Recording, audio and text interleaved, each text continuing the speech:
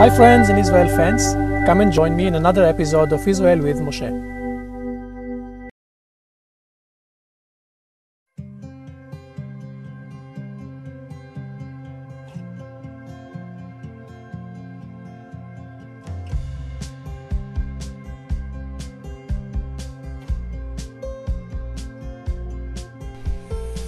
So right after Herod's death, his kingdom divided between his sons. Now the sons were not as capable as daddy was, so they were not able to keep the kingdom.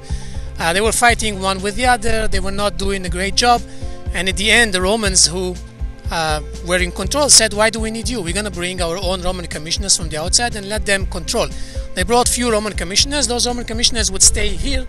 This used to be Herod's palace. It was built at the edge of Caesarea, right by the water. Herod had his own aqueduct that brought fresh water into this palace so he can have his own swimming pool.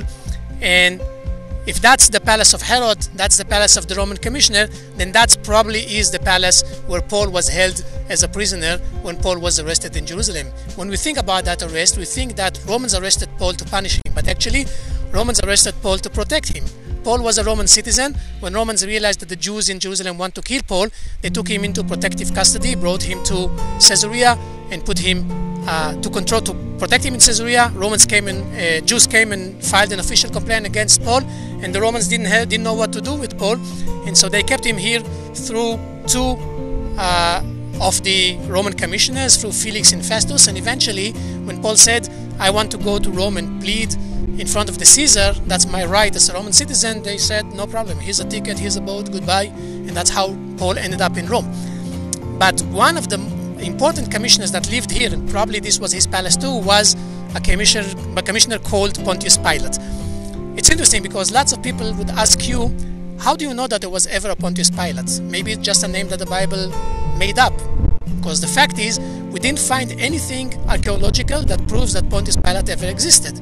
I say we didn't find because since a couple of years ago we did find a few things. We found a ring with the name Pontius Pilate and others, but until the finding of this stone, and that's why this stone is so important, there was no evidence that Pontius Pilate existed.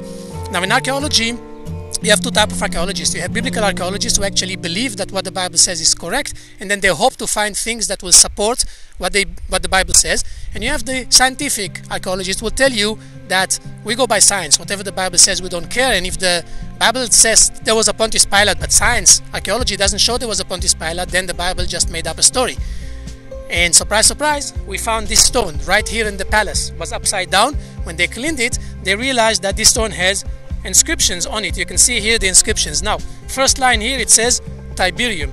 Second line it says Pontius Pilatus. And the third line says Prefector Judea. And that actually says Pontius Pilate, governor of Judea, built this in honor of Tiberius Caesar. Now, for archaeologists, this is jackpot.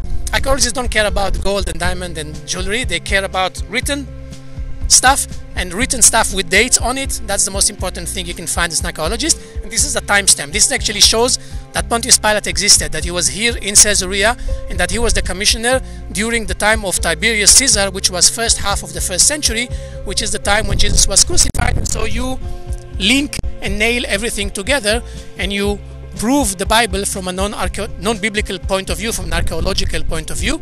And that's why this stone, this is a replica, the original is in the Israel Museum, is very, very important. It's one of those findings that help you validate the Bible and prove to those who don't believe in the Bible that whatever the Bible says is true.